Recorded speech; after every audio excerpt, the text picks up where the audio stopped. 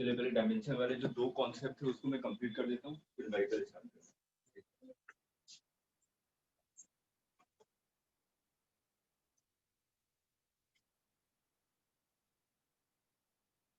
एक कॉन्सेप्ट तो बता ही दिया था कि हम लोग अगर किसी भी इक्वेशन को करेक्ट है कि नहीं इसको अगर फाइंड आउट करना है, ठीक है।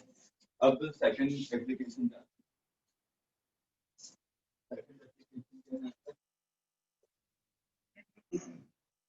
To derive formula.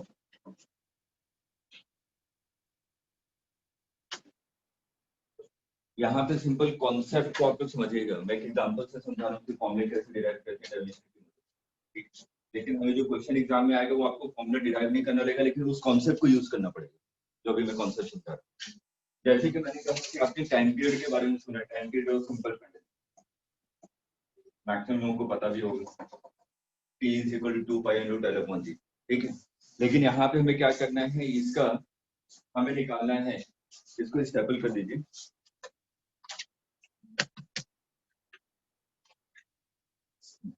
हमें यहाँ से टाइम पीरियड निकालना है इसका, ठीक। तो मैंने कहा कि जो टाइम पीरियड है वो किस पे डिपेंड कर रहा है, mass of the Bob, Bob का मास कितना है। टाइम पीरियड किस पे डिपेंड कर रहा है, लेंथ ऑफ द स्प्रिंग, ठीक। टाइम पीरियड किस पे डिपेंड कर रहा है, एक्सीलरेशन ड्यू टू ग्रेविटी, ठीक। लेकिन मेरे को ये नहीं पता कि वो m² पे डिपेंड कर रहा है कि m³ पे डिपेंड कर रहा है कि 1/m² पे डिपेंड कर रहा है। इसलिए मैंने यहाँ पे क्या मान लिया, m की पावर a, l की पावर b, g की पावर c, ठीक है। अब यहाँ पे अगर मैं प्रोपोर्शनलिटी को हटाऊं तो एक कांस्टेंट आ जाएगा कि, तो मैंने क्या लिखा, m की पावर a, l की पावर b और g की पावर c, ये टाइम पीरियड का फॉर्मूला, ये मेरे को निकालना है। तो यहाँ पे अननोन क्या है, ABC, ठीक है। ABC की वैल्यू निकालनी है। तो यहाँ पे अगर हमें ABC की वैल्यू निकालनी है तो मैंने कहा कि अगर ये इक्वेशन करेक्ट है तो लेफ्ट हैंड साइड का डायमेंशन और राइट हैंड साइड का डायमेंशन क्या होना चाहिए, ठीक है। ये तो कांस्टेंट है, ये तो डायमेंशनलेस है।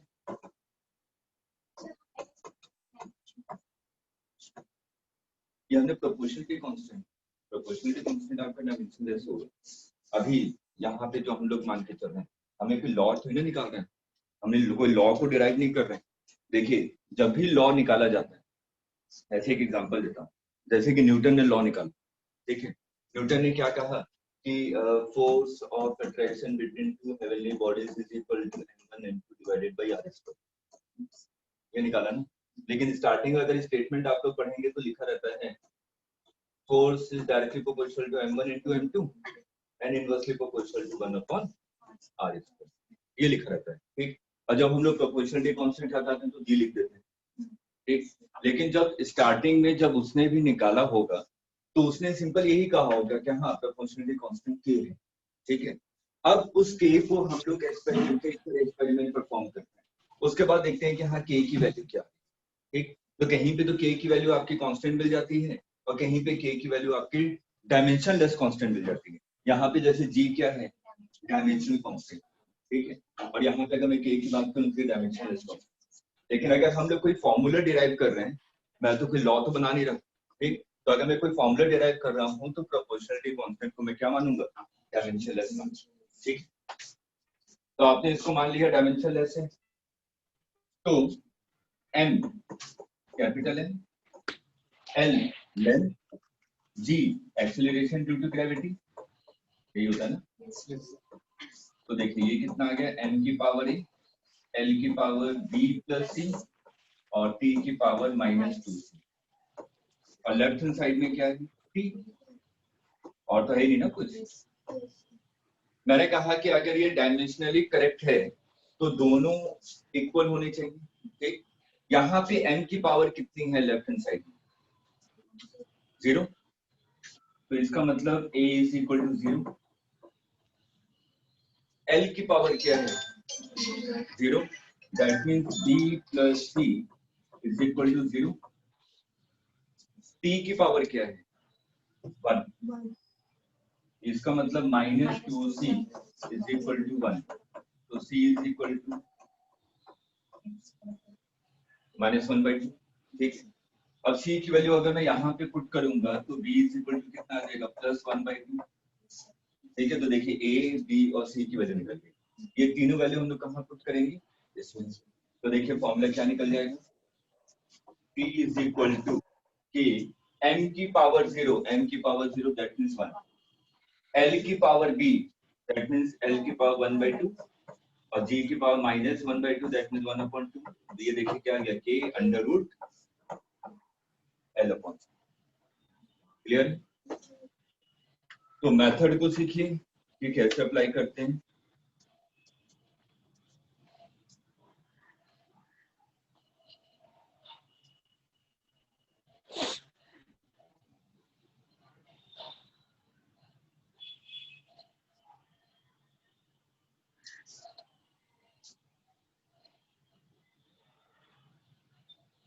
अल्फिया क्लियर है?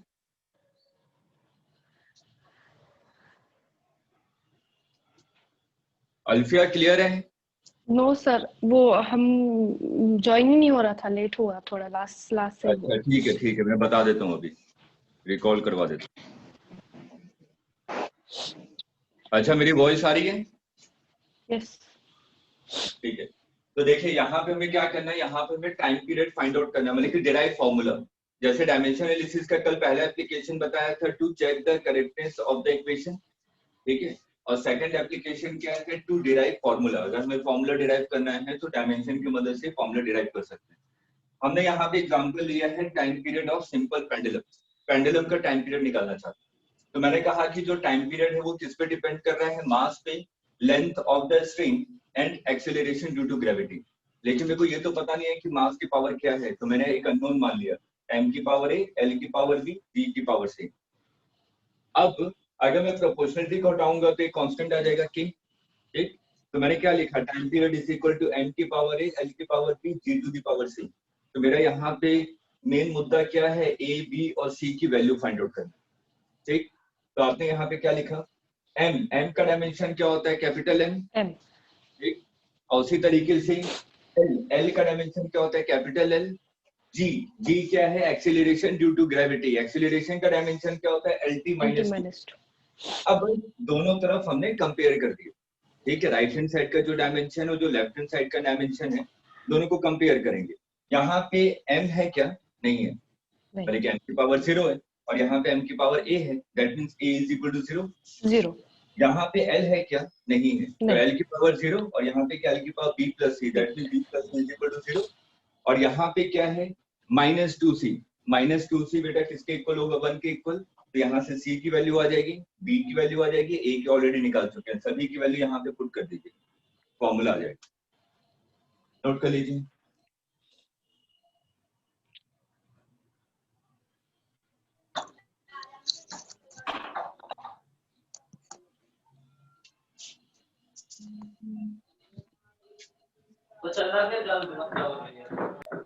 नेहा आप दोनों कहाँ थे कल?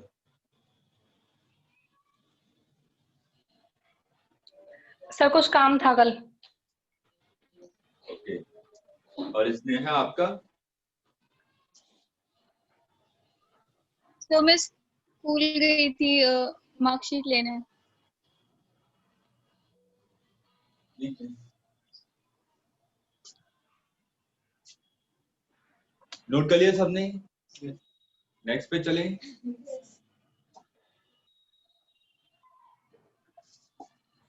लास्ट एप्लीकेशन डायमेंशन एनालिसिस का थर्ड एप्लीकेशन क्या है, यूनिट कन्वर्जन।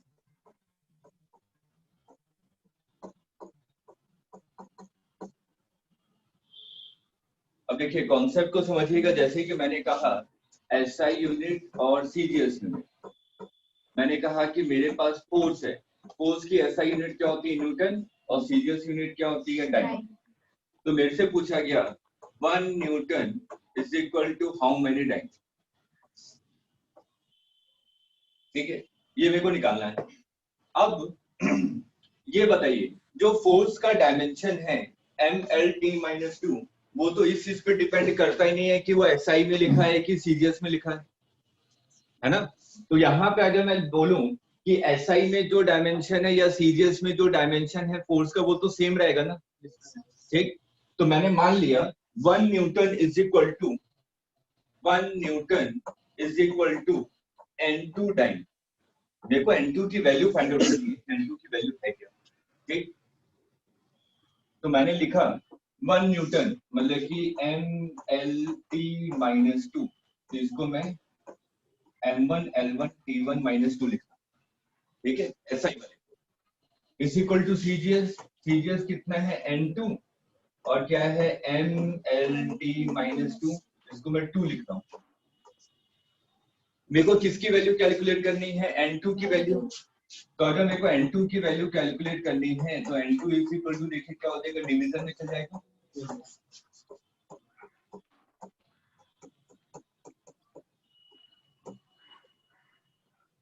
जो M1 L1 और T1 है वो किसमें है, SI में। M2 L2 T2 किसमें है, CGS में। तो हम लोग हर एक क्वेश्चन में ऐसे ऐसे 2-3 स्टेप गैप कर देते हैं क्योंकि ऑब्जेक्टिव है ना, हमें जल्दी से क्वेश्चन को सॉल्व करना है। तो हम लोग क्या करते हैं, याद करने का तरीका क्या है, जिस सिस्टम में मेरे को कन्वर्ट करना है, मेरे को क्या करना था, SI से CGS में कन्वर्ट करना था। मेरे को जिस सिस्टम में कन्वर्ट करना है वो डिनोमिनेटर में आता है, देखिए, ठीक है। और जिसको कन्वर्ट करना है वो न्यूमरेटर में। याद करने का तरीका यही है, ठीक है। अगर मेरे को डायरेक्ट अगर कोई क्वेश्चन आएगा तो मेरे को जिसमें कन्वर्ट करना है डायरेक्ट मैं डिनोमिनेटर लिखूंगा, न्यूमरेटर लिखूंगा, आंसर निकाल दूंगा। ये 2 स्टेप गैप कर दूंगा, लगभग 10 सेकंड बचा लिया मैंने, ठीक है। और एक एक सेकंड की बहुत अहमियत है, 10 सेकंड में एक बायो का क्वेश्चन हो जाएगा। चलिए हम लोग यहाँ पे आते हैं। M1 SI में मास क्या होता है, 1 kg, ठीक है। लेकिन मेरे को तो CGS में लिखना है तो 1 kg क्या लिखूंगा, 1000 ग्राम। और M2 क्या होता है, 1 ग्राम CGS में। L1 SI में कितना होता है, 1 मीटर, CGS में कितना हो जाएगा, 100 सेंटीमीटर, 1 सेंटीमीटर। टाइम तो 1 सेकंड 1 सेकंड दोनों में होता है, ठीक। तो यहाँ से देखिए N2 की वैल्यू कितनी आ गई, 10 की पावर 5। तो 1 newton is equal to 10 to the power 5 है। क्लियर है, नोट कीजिए। नहीं हुआ क्लियर, आ गया।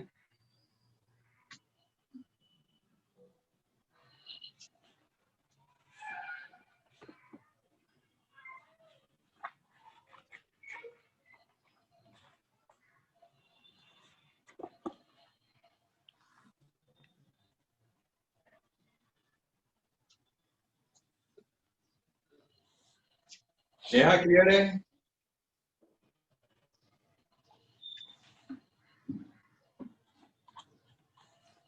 नेहा आवाज आ रही है। हाँ सर आ रही है, क्लियर है। इतना सोच के क्या बोल रही है, तो थोड़ा लेट आई थी आवाज।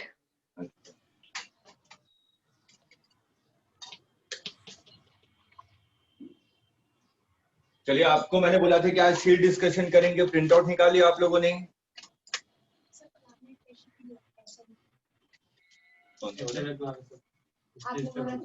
अच्छा हाँ हाँ हाँ, वो कर लिया सबने, पता चला। हाँ क्या किया, हाँ हाँ हाँ, मतलब ये बेसिकली आपको फॉर्मूला डिराइव करने पड़ेगा। फॉर्मूला डिराइव करते हैं वहां पे एक 1 भी आता है, वो टाइम रहता है, वो हम लोग यहाँ पे देख नहीं पाते, ठीक है। चलिए शीट निकाल लीजिए प्रीवियस ईयर्स के। मैं जो क्वेश्चन मार्क करवा रहा हूँ सबसे पहले हम लोग उसको अटेम्प्ट करेंगे। सबसे पहले क्वेश्चन नंबर फर्स्ट, चलिए जल्दी से ट्राई कीजिए, मैं टाइमर लगा रहा हूँ, 1 मिनट का टाइम दे रहा हूँ। चलिए स्टार्ट कीजिए।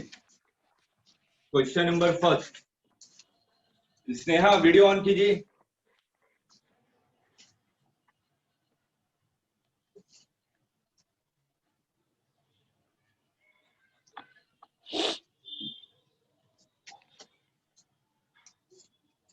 Unit and measurement previous years question, question number first.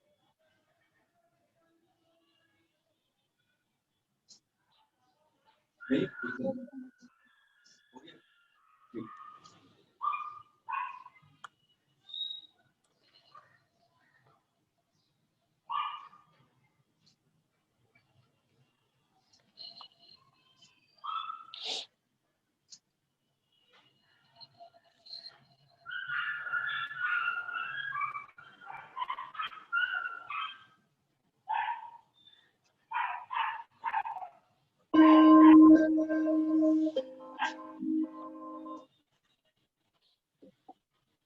किसी का नहीं हुआ? अच्छा, आप लोगों ने क्वेश्चन की प्रैक्टिस की है क्या?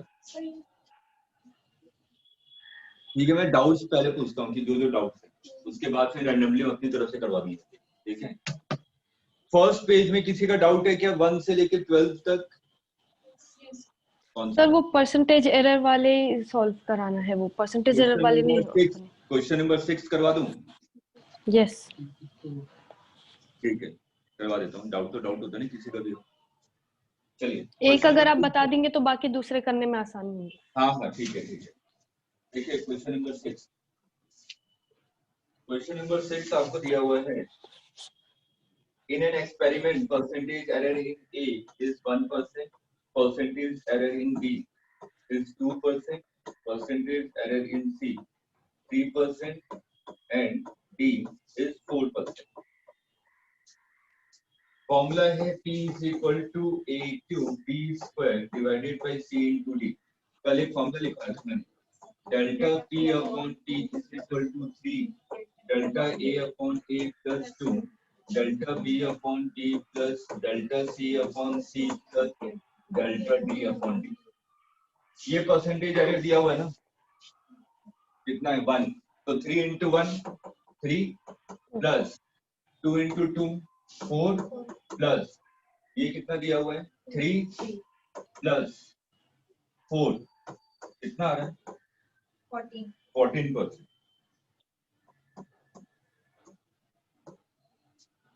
आगे सुन नहीं,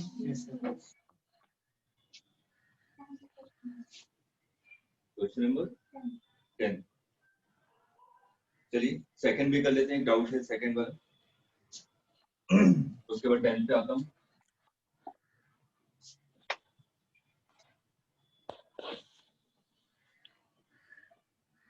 H आपको दिया हुआ है प्लैंक्स कांस्टेंट,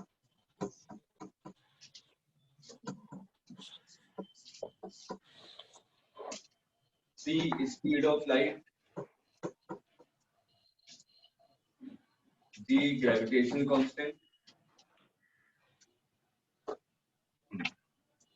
इन सभी को मैंने क्या मान लिया है, फंडामेंटल क्वांटिटी। ठीक है, तो सबसे पहले हर एक का डायमेंशन लिख लीजिए।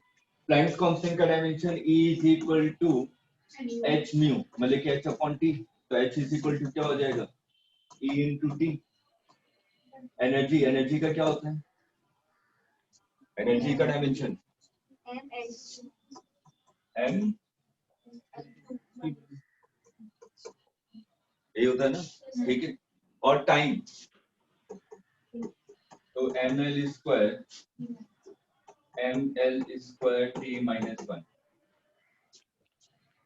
तो h का आएगा डायमेंशन, और उसके बाद c इसका कितना है lt माइनस 1, और g का कैसे निकालेंगे, f is equal to g m1 m2 divided by r square. तो g is equal to f into r square divided by m1 into m2। f का कितना होता है mlt माइनस 2 r स्क्वायर, मतलब कि l square divided bye m square. तो ये can तो कैंसिल हो गया, ये आ जाएगा m minus 1 l cube t minus 2। ठीक है, m minus 1 l cube t minus. अब देखिए मेरे को निकालना है क्या है, लेंथ निकालना है in terms of h c n g। तो मेरे को क्या निकालना था, अभी एक क्वेश्चन किया था, टाइम पीरियड निकालना था इन टर्म्स ऑफ जो भी मास लेंथ और g के। अभी एक इक्वेशन किया था हम लोगों।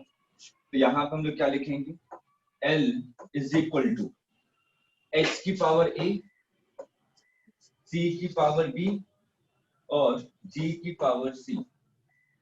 डायमेंशन निकाल चुका हूं ना मैं, यहाँ पे वैल्यू पुट कीजिए, दोनों का कंपैरिजन कर दीजिए, ए बी सी आ जाएगा। नहीं आया, या करूं पूरा सॉल्व?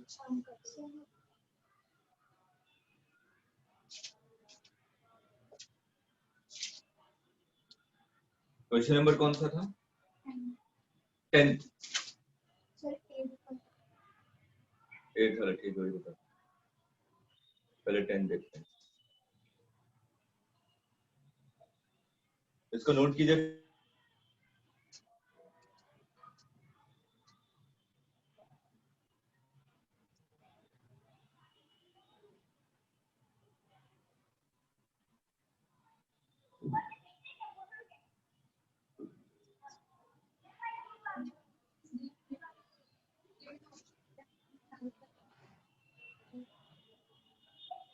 वो भी कर सकते, आपको जैसा कन्वीनियंट है, जिसमें आपकी स्पीड अच्छी हो वैसे कर, ऑप्शन में पुट करके देख लीजिए या फिर कैलकुलेट करके देख।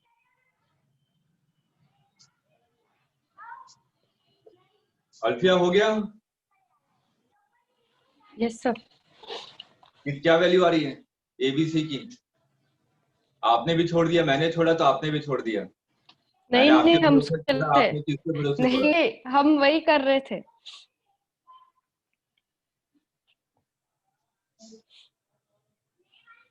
नेहा स्नेहा वीडियो ऑन कीजिए। हो गया क्वेश्चन?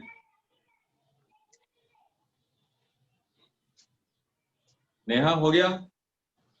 नहीं हुआ।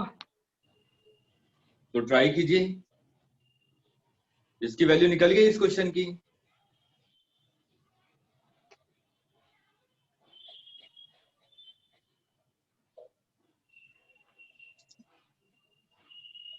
चलिए कीजिएगा।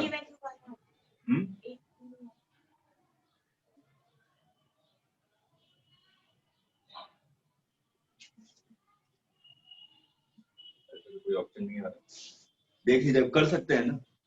एक हाथ में हिंट देता जाऊंगा, उसको आप ट्राई कीजिएगा। चलिए नेक्स्ट पे आते हैं, देखिए क्वेश्चन नंबर 10। एक चीज याद कीजिए, जब भी इस टाइप के क्वेश्चन आए कि हम एक नए सिस्टम में कन्वर्ट करना है, एक चीज याद कीजिए, हम लोगों ने एक चीज किया था कि जब मेजरमेंट पढ़ाया था बिल्कुल स्टार्टिंग लेक्चर, तो मेजरमेंट इज इक्वल टू मैंने क्या लिखा था? एनयू। ठीक है, मैंने कहा कि मैंने एक लेंथ है ये, इसकी मेजर करनी है, मैंने कहा 2 मीटर। ठीक है, कोई और स्टूडेंट है उसने कहा 200 सेंटीमीटर। ठीक है, तो लेंथ वही ना, सेम। तो मैंने एक चीज कही थी, N1U1 is equal to N2U2, है ना, कि अगर मैं यूनिट की वैल्यू बढ़ा रहा हूं तो न्यूमेरिक वैल्यू डिक्रीज होती रहेगी। ठीक है, इसी कॉन्सेप्ट को हम लोग इस क्वेश्चन में लगा सकते हैं, या हम लोग फोर्स वाले में भी लगा सकते थे। एक और तरीका, force is equal to 1 newton is equal to how many time, निकाल सकते हैं क्या? न्यूटन को किस फॉर्म में और लिख सकते हैं ताकि हमारी चीजें और आसान हो जाए?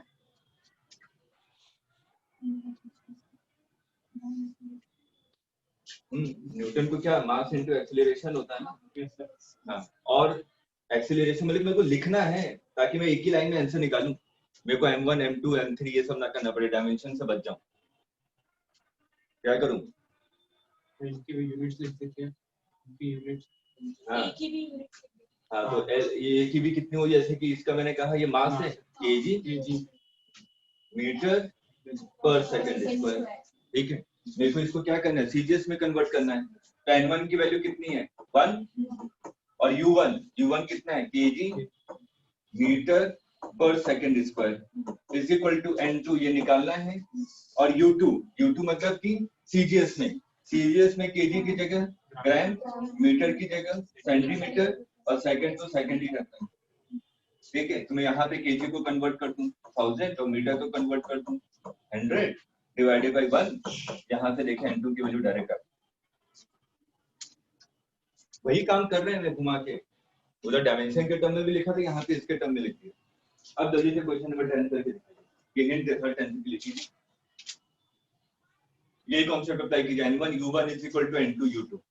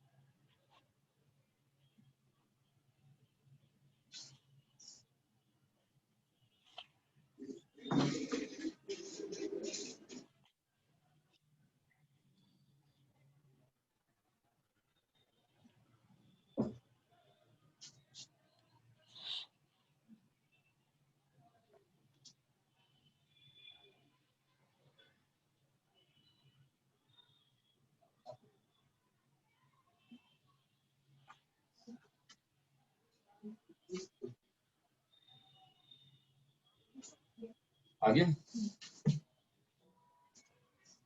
नेहा आया 10th?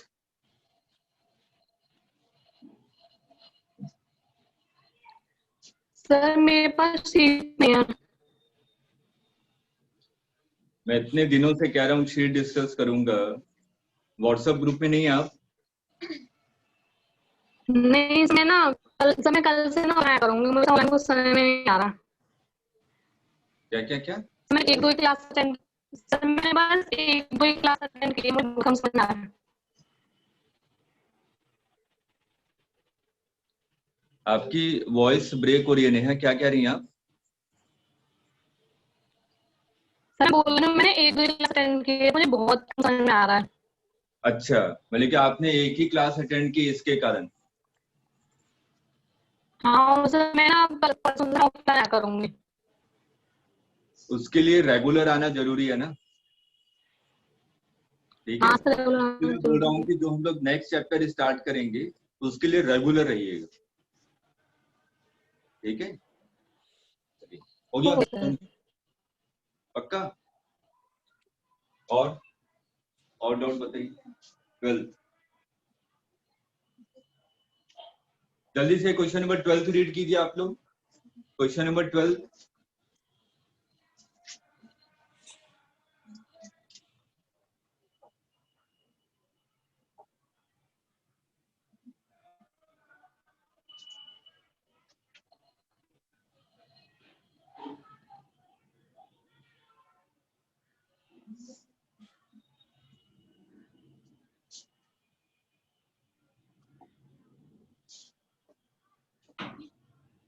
अगर मैं किसी भी पार्टिकल को ऊपर से ड्रॉप करूं तो किसी भी टी टाइम में वो कितना डिस्टेंस कवर करता है, ये पता है? हाफ gt स्क्वायर, बस ये यूज करना है। Distance is equal to half gt square. अब क्वेश्चन पढ़िए, अब कीजिए, क्वेश्चन को ध्यान से पढ़िए।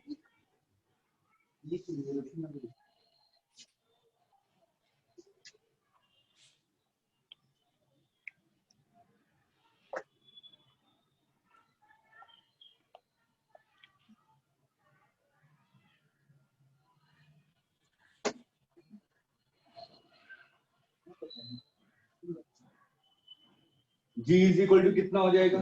2d divided by T square. 2 तो कांस्टेंट है ना, ये तो एरर में आता ही नहीं है, ठीक? तो मैं यहाँ पे क्या लिखूंगा? डेल्टा जी अपॉन जी, डायरेक्ट फॉर्मूला लगाइए, delta D upon D plus 2 delta T upon T. ये वैल्यू और ये वैल्यू दी हुई है, ये E1 है, ये E2 है, तो आ गया E1 प्लस 2 E2। आइए सुनिए, अल्फिया आया?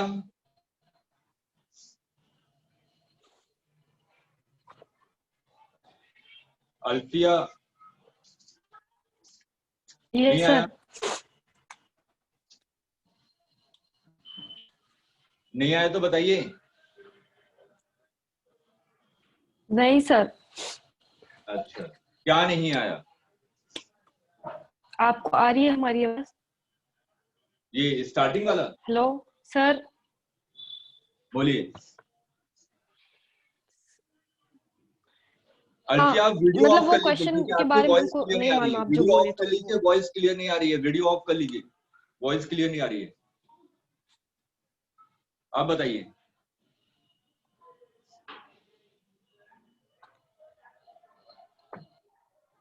आपकी आवाज नहीं आ रही, मैं फिर से समझा देता हूँ। अगर मैं किसी पार्टिकल को ड्रॉप करता हूं तो मेरे को ये पता है S is equal to UT plus half AT square. तो यहाँ पे जो ड्रॉप करूं तो इनिशियल वेलोसिटी 0 होगी और A क्या होगा, एक्सेलरेशन ड्यू टू ग्रेविटी, तो सिंपल हाफ GT स्क्वायर। तो मैंने कहा कि ये किसी भी t टाइम में पार्टिकल डिस्टेंस कवर करेगा। मेरे को इस फॉर्मूले की मदद से मेरे को क्या निकालना था, एरर इन G। तो यहाँ पे अगर मैं D is equal to half GT square, तो G इज इक्वल टू क्या हो जाएगा, 2D divided by T square. तो हमने वही फॉर्मूला जो कल हमने पढ़ा था, x की पावर a y की power b divided by z to the power c। इसके लिए हमने निकाला था एरर इन a। तो सेम फॉर्मूला हम लोग यहाँ पे अप्लाई करें, delta Yes, t upon c will be equal to delta t upon d plus 2 delta t upon d। Delta d upon d error in distance दिया हुआ है e1 और एरर इन टाइम ये दिया हुआ है e2।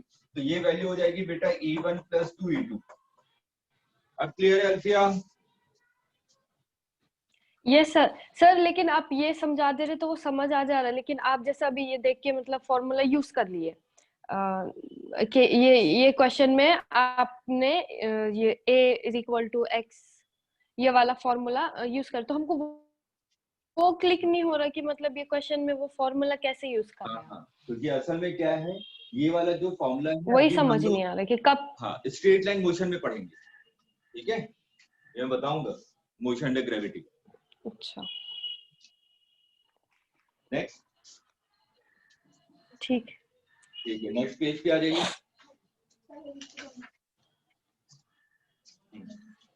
एट्थ भी है। The damping force on an oscillator is directly proportional to the velocity. Force is directly proportional to velocity. The unit of the constant of proportionality, simple ये क्या रहा है ना, force is directly proportional to velocity, तो k into v हो जाएगा, तो v is sorry k is equal to क्या हो जाएगा, इसको हम लोग क्या लिख सकते हैं, MLT minus 2 और इसको क्या लिखेंगे, LT minus 1। एक कैंसिल हो गया तो क्या बचा, तो मतलब कि kg पर सेकेंड आ गया। हाँ नेक्स्ट पेज पे 24th, ठीक है, इससे पहले कोई क्वेश्चन है 24 से पहले कोई डाउट है किसी का?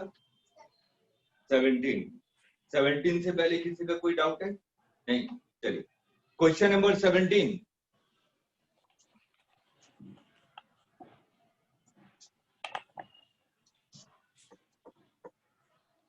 क्वेश्चन नंबर 17 में देखिए, v is equal to AT plus b divided by t plus c। यहाँ पे a b c कांस्टेंट है, v वेलोसिटी है और t टाइम है। v वेलोसिटी है, इसका मतलब इसका dimension lt minus 1, t time है तो इसका डायमेंशन कैपिटल T। यहाँ तक क्लियर है? अब मैंने कल एक चीज बताई थी, अगर इक्वेशन करेक्ट लिखी हुई है तो सेम डायमेंशन वाली चीजों को ही हम लोग ऐड कर सकते हैं। तो यहाँ पे देखिए t में मैं c को ऐड कर रहा हूँ, इसका मतलब c का डायमेंशन क्या होना चाहिए, t, ठीक है, तभी मैं इसको ऐड कर पाऊंगा। इसका मतलब ये डिनोमिनेटर का डायमेंशन क्या हो गया, t, और b है ना, b अपॉन t बेटा किसके इक्वल होना चाहिए, वेलोसिटी के डायमेंशन की। वेलोसिटी का डायमेंशन lt माइनस 1 है, तो ये हो गया lt माइनस 1, तो b इज इक्वल टू कितना हो जाएगा, l, ठीक है।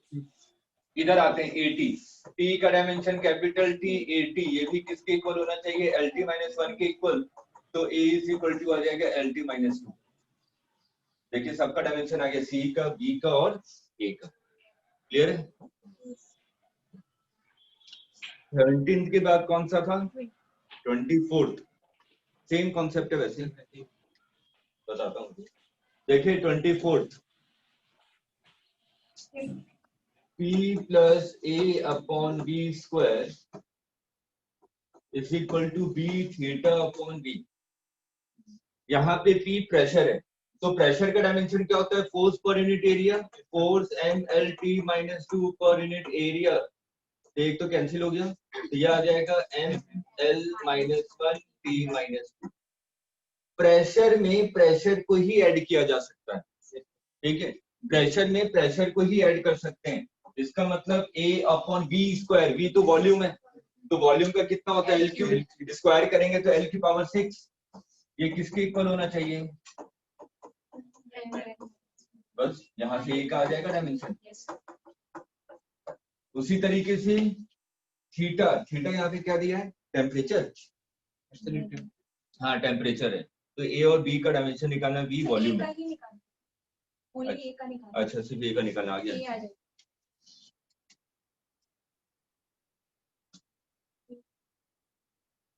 क्लियर है नेहा, समझ में आ रहा है कुछ?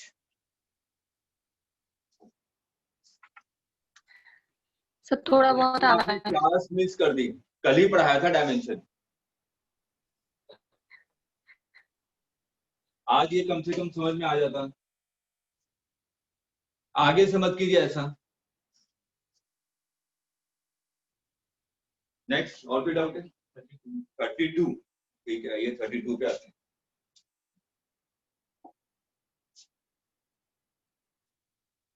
Turpentine oil is flowing through a tube of the length L and the radius R. The pressure difference between the two ends is P. The viscosity of the oil is given by eta is equal to PR square x square. V is the velocity of the oil at a distance x from the x of the dimension of the H. H है क्या?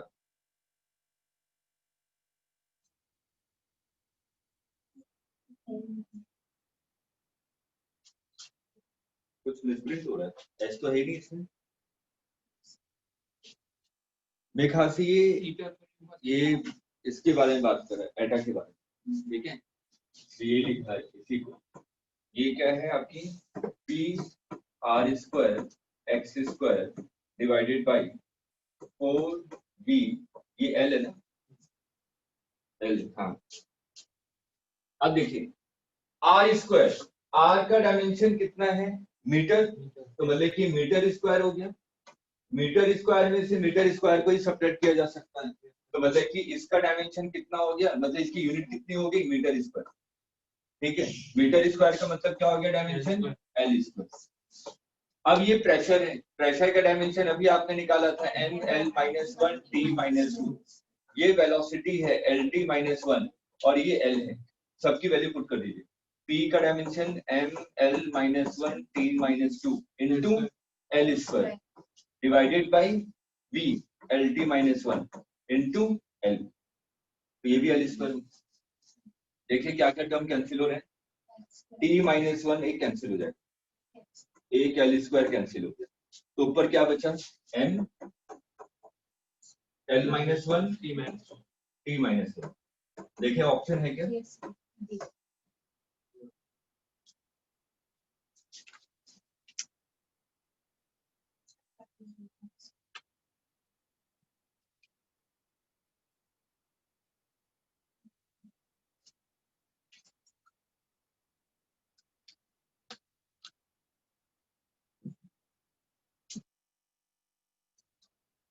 Next कौन सा?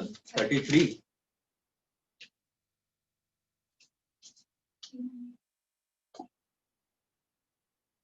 देखिए P is equal to 33, P is equal to P naught e to the power minus 80 square.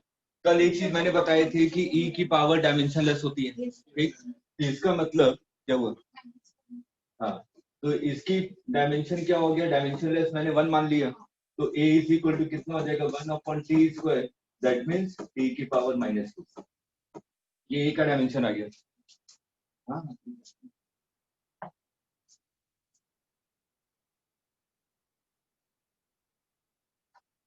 आ गया। और next 35।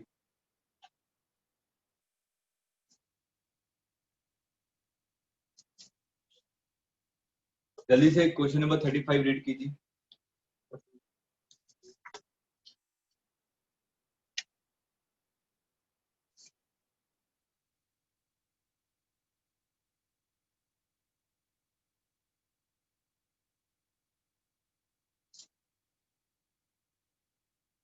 Simple सा question है।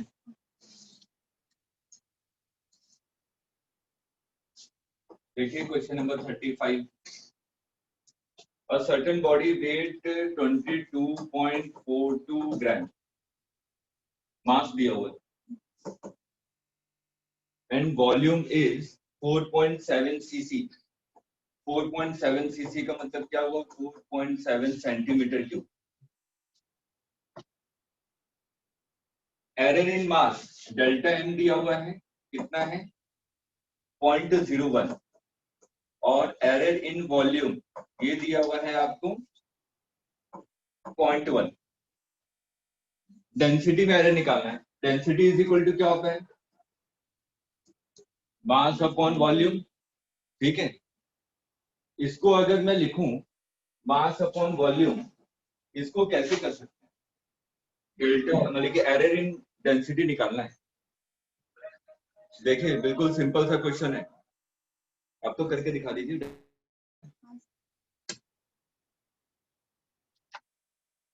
क्या लिखूंगा मैं? Delta D upon D is equal to delta M upon M plus delta V upon V. बड़ा सा नहीं ये फॉर्मूला, बस वैल्यू पुट कीजिए, निकालिए. बस कैलकुलेशन है और कुछ नहीं है यहाँ पे.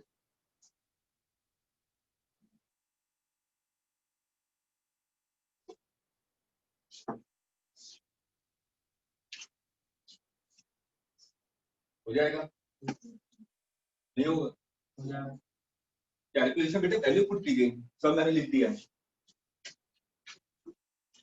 0.01 divided by 22.42 plus delta v upon v. Delta v दिया 0.1 divided by 4.7. निकालिए, डिवाइड करके ये तो निकालना ही पड़ेगा.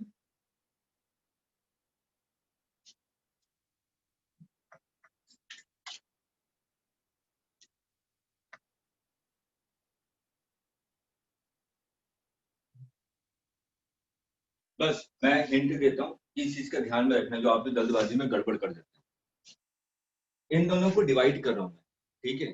तो डिवीजन रूल बताया था. अगर सिग्निफिकेंट फिगर, ऊपर वाले का सिग्निफिकेंट फिगर कितना है? 1. ऊपर वाले का सिग्निफिकेंट फिगर 1 है और नीचे वाले का 4. तो आंसर में क्या आना चाहिए? 1.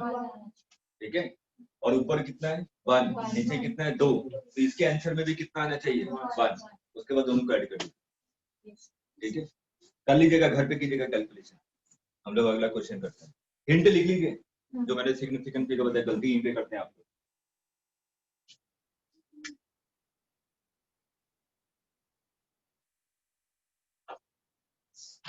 नेहा आप ऑनलाइन क्यों ले रही हैं? आगरा में रहती है ना? नहीं सर, मैं अलीगढ़ में उस टाइम पर, मैं परसों आगरा आऊंगी. अच्छा अच्छा, ठीक है ठीक. अच्छा, मैं परसों से ऑफलाइन लूंगी. ठीक है ठीक है ठीक है.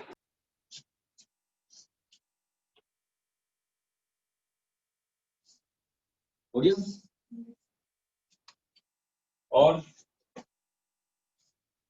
और कोई क्वेश्चन नहीं है? चलिए, जो आप लोगों को मैंने शीट दी थी एक और, ठीक है, सॉल्व वाली, उसको थोड़ा मार्क कीजिए. उतने क्वेश्चन आपको आने ही चाहिए, या उतने क्वेश्चन आप प्रैक्टिस जरूर कीजिएगा. क्वेश्चन तो वैसे सभी करना है, लेकिन जो कुछ इंपॉर्टेंट टाइप के क्वेश्चन है वो मैं पहले मार्क करवा रहा हूँ. Question number 2, question number 3, 2 and 3 data है, याद होना चाहिए आपको. सेकंड एंड थर्ड रटना है इसको.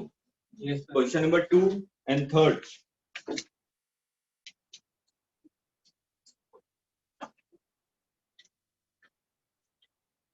Question number 6. अब देखिए क्वेश्चन नंबर 6 मैं बता रहा हूँ. क्वेश्चन नंबर 6 है क्या बेटा? जो सॉल्व दिया था, कौन सी शीट देख रही हैं आप? देखिए क्वेश्चन नंबर 6 को देखिए. The most precise reading. देखिए मेरे पास 4 वेइंग मशीन है. पहले ने दिया 20 ग्राम, दूसरे ने दिया 20.0 ग्राम, तीसरे ने दिया 20.01 ग्राम और चौथे ने दिया 20 into 10 की power 0 gram. Most precise. Most precise का मतलब होता है कि जिसमें सिग्निफिकेंट फिगर सबसे ज्यादा हो. ठीक है, कौन सा है? ठीक, मोस्ट प्रिसाइज का मतलब जिसमें हम लोग ज्यादा डेसिमल प्लेस तक वैल्यू मेजर कर सकते हैं. सिंपल ये समझिए. या अगर और समझना है लिस्ट काउंट जिसका सबसे कम तरीके हैं जैसे आपको समझ में आता है।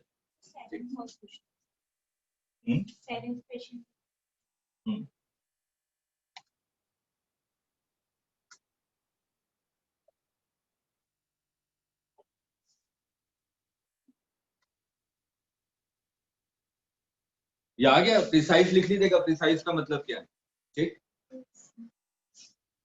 लिखा आपने।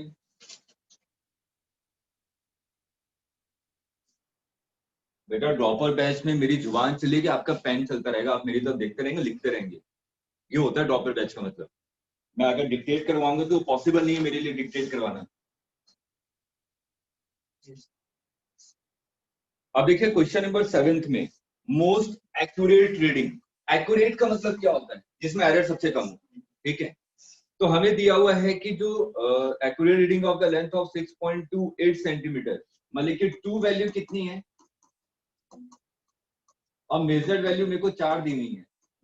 पहली मेजर्ड वैल्यू है 6, दूसरी है 6.5, तीसरी 5.99 और चौथी 6.0।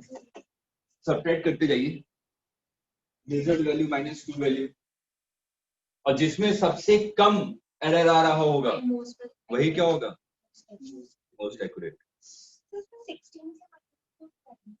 वो 16 है, वो मिसप्रिंट है, वो 1 गलती से लिख दिया, 6 है, 6 खुद ही देखिए। 16 में से 6 माइनस करेंगे तो 10 आएगा ना, लेकिन 0.28 लिखा हुआ है। तो बाद में पॉइंट 6.28 1 क्यों कर दिया? वो गलती है, उसको हटा दीजिए। पीछे का उसको हटा दीजिए। 6.28 माइनस ठीक है, उसके बाद वैल्यू ऐसे ही कैलकुलेट करके निकालिए।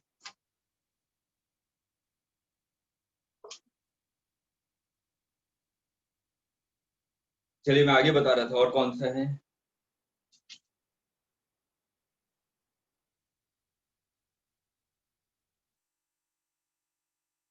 क्वेश्चन नंबर 12 याद होना चाहिए।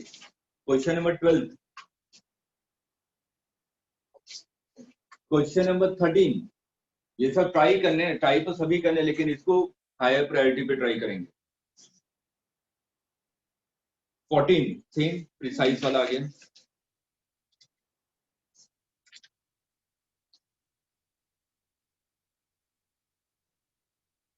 17 20 15 से पूछना है, बताया ये है ना, the number of significant figure in a pure number. देखिए मैं पता नहीं क्वेश्चन आया होगा, जैसे ये लिखा है 410, ठीक, मैंने बताया था कि अगर प्योर नंबर सिंपल ऐसे ही लिखा हुआ है तब नंबर ऑफ सिग्निफिकेंट ऐसे काउंट कर लेते हैं, तो ठीक है। लेकिन अगर इसको मल्टीप्लिकेशन या डिवीजन में यूज करते हैं तो कितना होता है, यहाँ पे एक चीज कॉन्ट्रडिक्ट करती है, मैं वो कॉन्ट्रडिक्शन बता रहा हूँ क्या है। जो एनसीईआरटी है वो क्या लिखता है कि जो सिग्निफिकेंट मतलब कि एग्जैक्ट नंबर है उसका सिग्निफिकेंट फिगर कितना होता है, इन्फिनिटी। ये एनसीईआरटी लिखता है, एनसीईआरटी में ये सेंटेंस लिखा हुआ है कि अगर सिंपल एग्जैक्ट नंबर लिखा हुआ है 41 लिखा हुआ है तो नंबर ऑफ सिग्निफिकेंट फिगर कितने होंगे, इन्फिनिटी। लेकिन जब एनटीए ने एक बार एग्जाम लिया था, ये क्वेश्चन एक बार एग्जाम में पूछा हुआ है, ठीक है, जब मेडिकल में ये क्वेश्चन आया था तो एनटीए ने क्या लिखा कि जब सिंपल बिना मल्टीप्लिकेशन या डिवीजन के यूज कर रहे हैं तो हम लोग क्या काउंट करते हैं, नंबर ऑफ सिग्निफिकेंट फिगर 2, ठीक है, ये कॉन्ट्राडिक्शन है, ठीक। तो इसलिए आप लोग जब भी आंसर लिखेंगे तो दोनों ऑप्शन, दोनों चीज आपने मार्क कर लीजिएगा कि एनसीईआरटी में क्या गिवन है कि एग्जैक्ट नंबर का सिग्निफिकेंट फिगर कितना होता है, इन्फिनिटी, भले वो मल्टीप्लिकेशन में हो या डिवीजन में हो। लेकिन एनटीए के हिसाब से क्या था कि अगर मल्टीप्लिकेशन या डिवीजन में लिखा हुआ है तो नंबर ऑफ सिग्निफिकेंट फिगर क्या करते हैं, इन्फिनिटी काउंट करते हैं।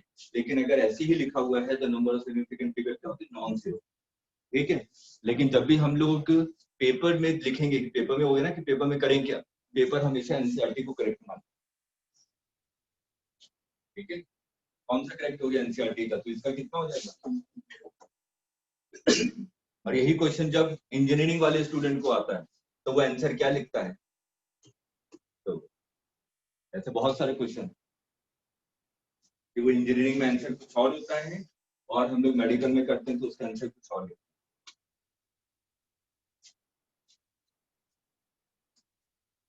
एक क्वेश्चन और दिया है सही से वहां पे NCERT नहीं दिया, वहां है। नहीं पे तो मैंने बोला ना ये एनसीईआरटी है, आप लोग एनसीईआरटी के हिसाब से आंसर लिखेंगे, क्योंकि अगर बाई चांस कभी अगर आपको स्क्रूटनी करवानी पड़े, जैसे कि 2019 में 4 क्वेश्चन गलत थे, एनटीए ने जो रिजल्ट निकाला था तो उसमें स्क्रूटनी हुई थी, ठीक है, तो बच्चों ने जो स्क्रूटनी के लिए रेफरेंस देना पड़ता है कि हाँ ये आंसर कहाँ पे लिखा हुआ है, तो रेफरेंस एनसीईआरटी को दिया गया, ठीक है, क्योंकि सीबीएसई उसी को फॉलो करती है एनसीईआरटी को, उसमें ये सेंटेंस थे।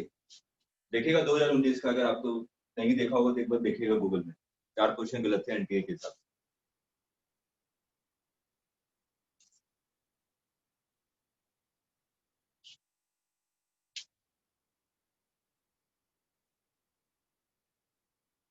ट्वेंटी फोर्थ 25th और सब तो सिग्निफिकेंट है।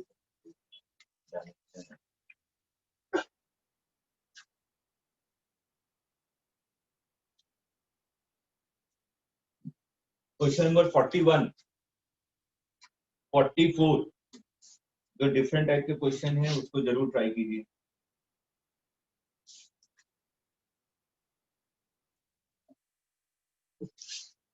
Seven, section B 7,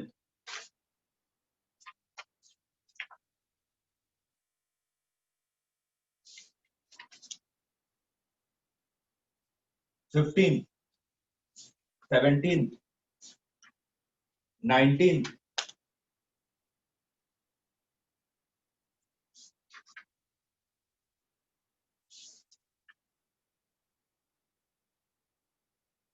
question number 27,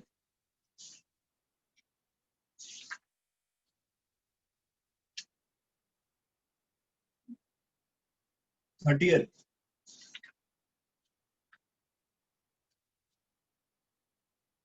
और सेक्शन सी तो प्रीवियस ईयर वाले क्वेश्चन है जो ऑलरेडी आप लोग करवा चुके।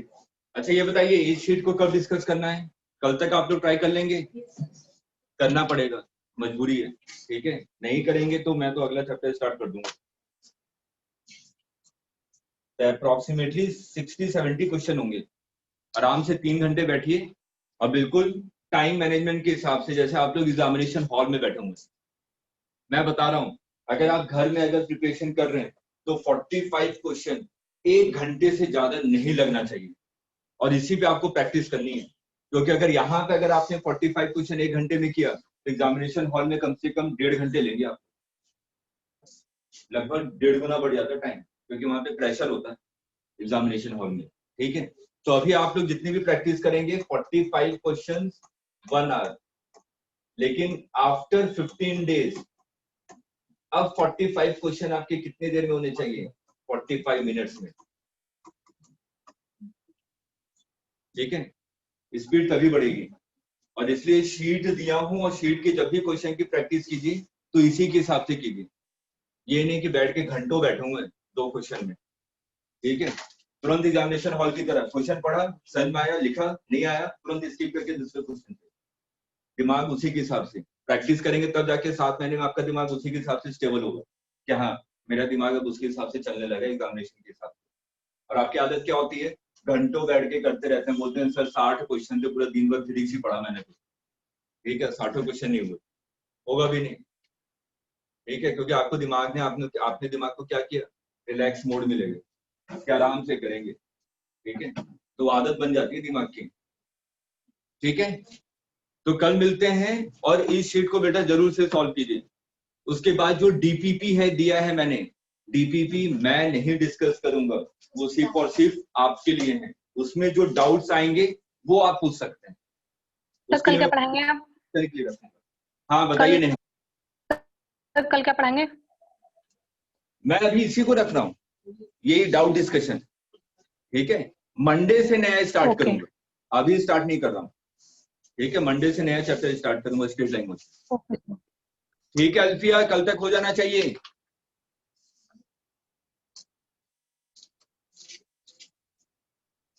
चलिए ओके बाय।